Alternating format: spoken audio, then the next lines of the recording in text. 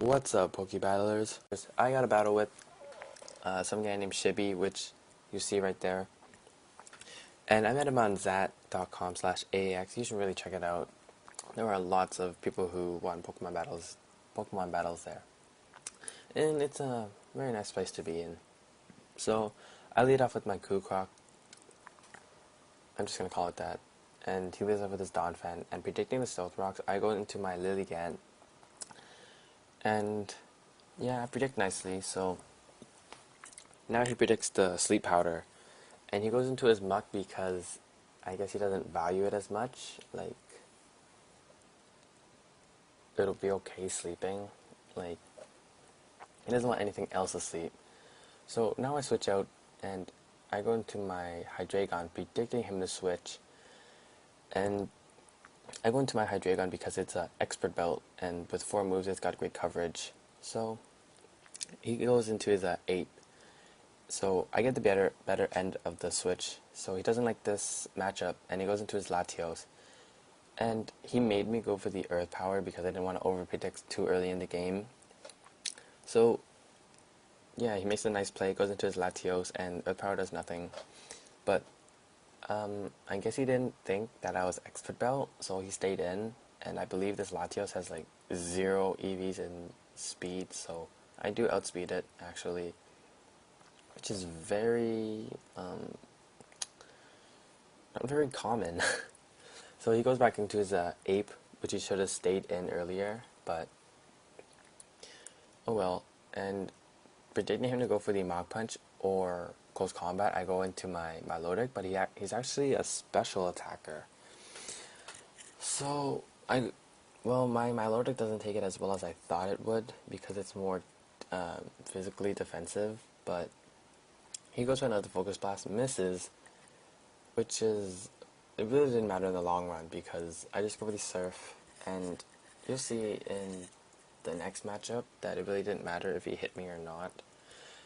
So you'll just have to wait and see the results.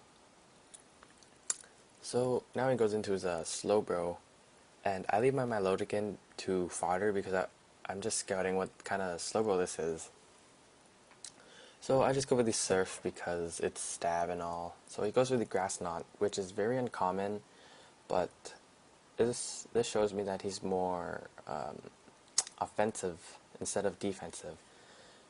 So I go into my main Xiao, and I just want to get any damage I can on this Slowbro. So I go with the Fake Out, which is very obvious as he goes into his Dusknoir to take it. And this Dusknoir's gonna be a pain, so I'm just gonna taunt it so it doesn't do anything fishy, I guess.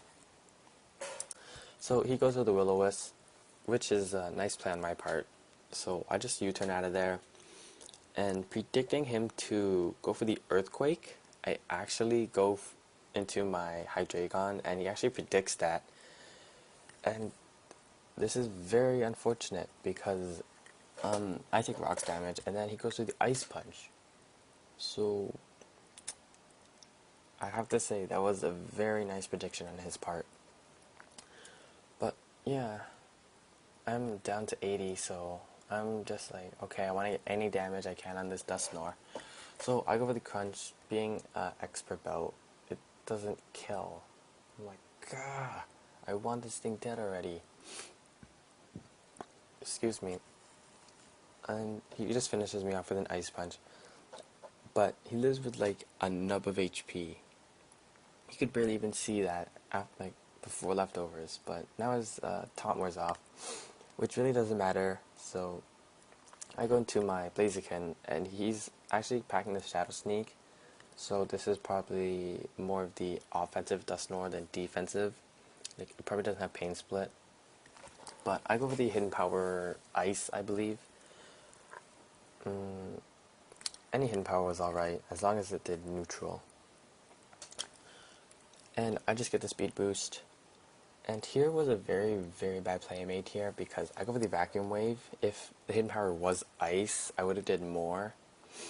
But yeah, very, very bad play on my part. So he goes with the Earthquake, does take me out because it's Stab, I believe. and it's probably more physically, like more offensive than defensive. So he's actually packing the Shell Bell, which don't see very often. But predicting him to go into Muck, I go for the Butterfly Dance. And he does go into Muck. And yeah, I go for the Butterfly Dance. It's called Butterfly Dance, not Quiver Dance in this, because this was the old one back in January, I believe. But I go for the another Butterfly Dance just to see how much +2 hidden power fire will do to this Muck. And he doesn't wake up this turn, which is nice, but it really didn't matter in the long run because I go for the hidden power fire and it does about a little under half. Yeah, a little under half. So he goes with explosion, so that wake up earlier did not matter. And it was just like, I just got a free attack to see, I guess. It really didn't matter, but he gets a crit, and I believe that crit did not matter, so just salt in the wound. Didn't matter. So I go into my Kukroc, and he goes into a Slowbro. So I believe I got the better end of the double down, but he surprisingly doesn't switch, and that's a very nice play on his part because I go for the Crunch, and he lives with another Nub. That is like 1 HP literally. And that was very enraging, I guess. And he does take me out with a Surf, which is very unfortunate on my part because he lives with like a nub of HP. And he doesn't have lefties, so I don't know what he has. And I believe this is his last, maybe not because there's more in Sony Vegas. So I go for the Fake Out. I do take it out because it's left with a nub. Oh yes, he does have one more. So I believe this is his last one. So I just go with the High Jump Kick, and because it's Life Orb Stab, it will take it out, even though it may be very bulky in offense. But yeah, bye Poke Battlers. Have a nice day, you guys.